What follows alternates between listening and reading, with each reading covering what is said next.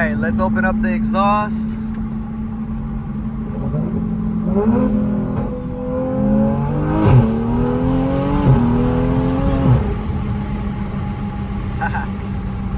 What is going on YouTube? Welcome back to another video, and today we're gonna talk about 5 things that I do love about the Supra. So not things that I hate. And honestly, this list is so much bigger. Like, this is just the 5 highlight things that I can think of at this time. There's so many things I love about this car. Every time someone asks me, hey, I'm looking into a Supra, should I get it? I always say yes. Like, that's my answer. Not only because I personally own it, but just everything about this car, I just love it. From the body lines to, you'll hear. Let's just get to it. All right, we're gonna go to my undisclosed. Bro, I can't talk.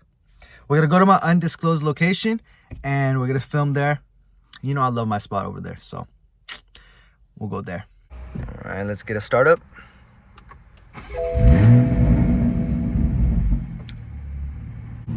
I already did drive already, so the car's pretty much warmed up. Let me turn off the AC. Beep, beep, beep, beep, beep, beep. Cool. Let's start heading out. Once again, I'm driving near sunset time just because it's that golden hour, baby. That best time.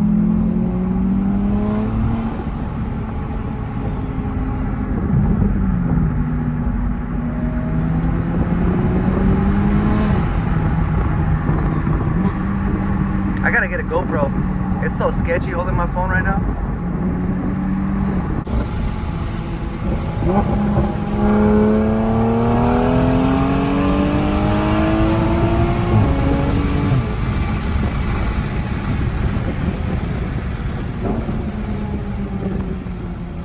Alright guys, so we are at the undisclosed location, and let's go ahead and talk about the first thing that I like. Alright.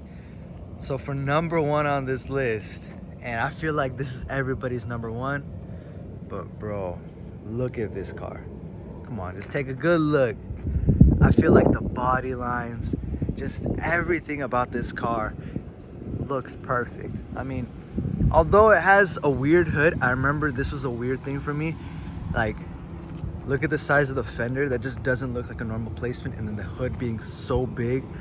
But honestly, after owning it for a while, it just looks natural. Like, I guess that's what happens when you design a car and you look at it. Like, I feel like the designing at first was like, what are we doing? But then everybody kind of like started to like it. But look at this thing. Every single part of the car I love. Just the whole design.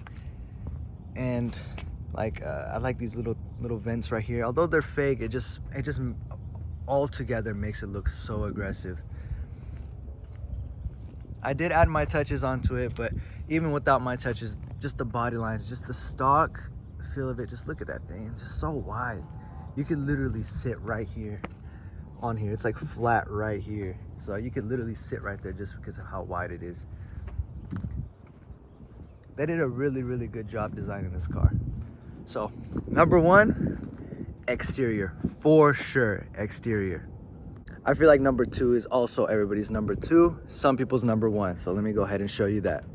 Uh-oh, spaghetti-o. You guys already know. You guys already know. The B58. Bro, this engine, by far, I mean, I haven't owned many cars, but by far, I love this motor. This is the modern 2JZ, if not better. You know, you can write my words on that. You can complain all you want in the comments, like, oh, it's not a real Supra. Bro, for the price, for everything, you line up with another 2JZ and you guys put the same amount of mods in, just put a downpipe and a tune, who's gonna win? This beautiful thing right here. This is the modern 2JZ. You can call it the 3JZ. This thing freaking is the best. Reliable. It freaking moves, bro, just from stock too. And just the fact that Toyota kind of backed it as well just gives me all the more trust to really trust this motor. Easy to work on. We took out the turbo in probably like an hour or 2. Like, literally just took out the turbo at least and started swapping the other one in. So super easy. There's so much space right here to work on. This wasn't too bad to take out. I feel like the hardest part of this whole thing was probably the the harness, because it's still ugly right now, but it was also the port injection was the hardest, because there was not that much room because there's coolant lines underneath that plate right there. But overall, this is the 2JZ, 3JZ, whatever the fuck you want to call it. Number one, love it. I do want to add that the turbo that I have just makes it all the more better. From stock, I did like it with the turbo. When you have the intake, it makes a really loud noise. I love that that it has that capability. But yeah, for number 3, I feel like you guys are gonna hate me on this one, but this is something that's controversial in the car community. The automatic that they put it in here, 100%. I back the automatics. I don't care. You can come at me, oh, it's automatic. I'll be like, yeah, damn right, it's an automatic. This thing shifts so fast. You guys saw the videos. I just be like, boop, and then it's already on to the next gear. Tell me which manual driver can go faster than that. I'll gap manual drivers all day long with this thing. Like, there's no joke. This thing is fast. It's not even a dual clutch. It's fast. So shout out to BMW for, you know, partnering up with ZF or whatever and getting these transmissions in here. I can't even imagine how much faster the pure transmissions are or whatever. I feel like they're even snappier and you can handle more power, and you know how that goes. Alongside with that, I don't want this to be like part of the numbers, but the interior is pretty cool. I mean, it's a BMW interior, unfortunately. I wish it was more Toyota based, but I do understand why they did that. It's just so seamless. Everything works together and it flows for sure. It's very small in here, so that is a con. But let's go ahead and go to number 4. So number 3 being the transmission. Love the automatic transmission in here. Best automatic that I've owned for sure. I mean, manual's cool. You get to play around with a stick, but I'm cool with this. I feel like, you know, I'm in a Lambo, like boom, boom, boom, boom, shifting, you know. I literally, when I first drove it, I felt like I was in a Lambo just from how fast it was shifting. Also, I do want to add, ever since I did that big top, oh my God, I can't even talk. Ever since I did the big turbo, my car exhaust note has changed. It's more rumbly now. So I guess the extra downpipe that I added changed the length of the exhaust, which, you know, changed the dynamics of the sound. But it's like instead of like the other noise, which I forgot already how it sounds like, but it has that more rolling R type of thing, which is weird. I didn't expect it to change that much, but it did change a lot. And I don't have the turbo whistle in my exhaust as much as I used to. The other one, I would hear how I hear the T51R in the front. I would hear that actually when I would let off, and the turbo in the back, or the original turbo, make that turbo whistle noise that you guys know, like the Subis that have it. It doesn't do that no more, which sucks, but at the same time, I got the T51R, so it kind of balances it out.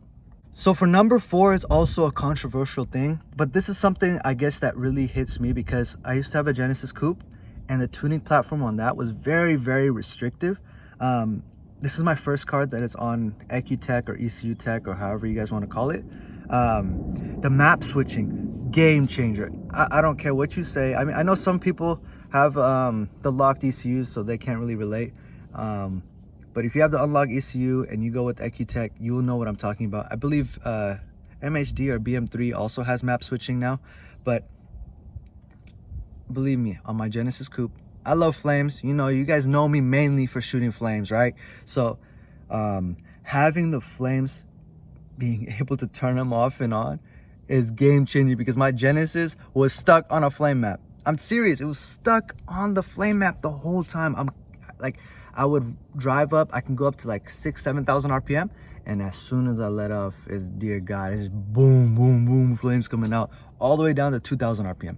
I mean, I was kind of crazy back then. I was just like, hey, I hit up my tuner, Mr. Darryl. I was like, hey, bro, let me get the most that you can do.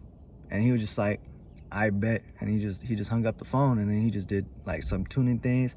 And he was like, good luck driving this thing. And I was like, dang. I told Jackpot Jen. I told him, because he was like my middleman, I guess, to Darryl. And I was like, hey, bro, state ref this car. Make this car get state refed. That's what I told him. I'm not even kidding. You can even ask him. And he was like, I bet. He hit up Darryl. They're like, this is the state ref tune right here.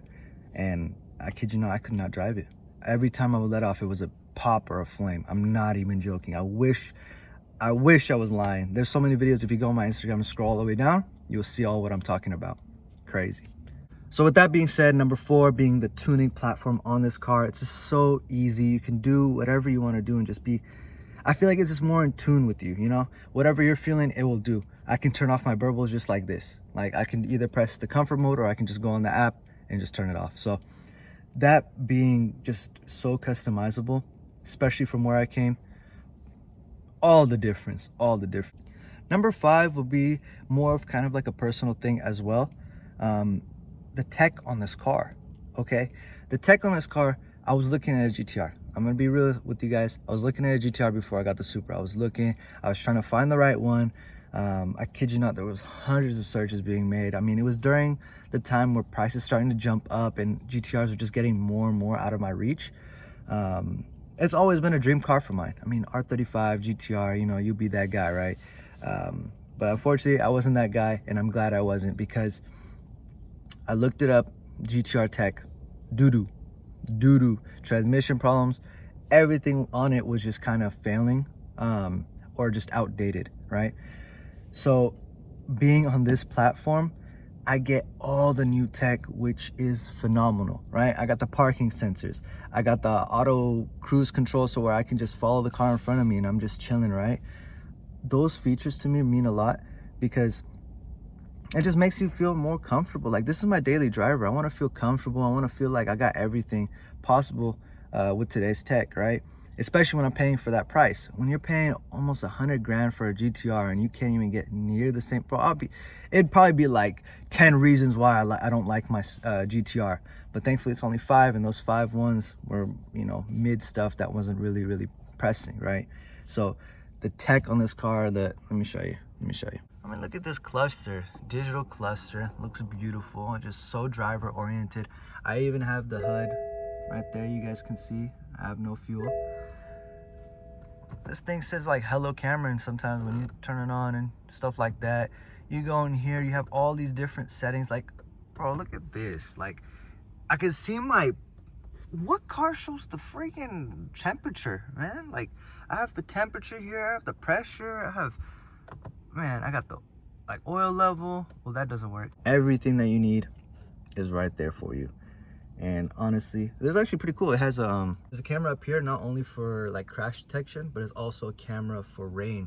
So you see this auto right here, the auto thing actually does the windshield wipers automatic as soon as it starts raining, which is really cool. I did not expect it. It was on auto when I first got it, and we were driving up and I'm just chilling, cruising, and then out of nowhere the windshield wipers just started going off, and I'm like, whoa, what was that? So I mean, just those small little things, I feel like it just makes such a big difference when it comes to buying a car and, you know, getting the bang for your buck. And definitely right now, I mean, by far, once I get the fuel pump for this car, I'm beating every single GTR on the street. I have the power, I have all the tech needed. Like, this is literally what I wanted in the GTR, but I got it in a different form. With that being said, guys, that's my 5th reason. And man, there's so much more. There's so much more. I just love every single part. And it's tired. The car as a whole is literally everything that I've ever wanted in a car.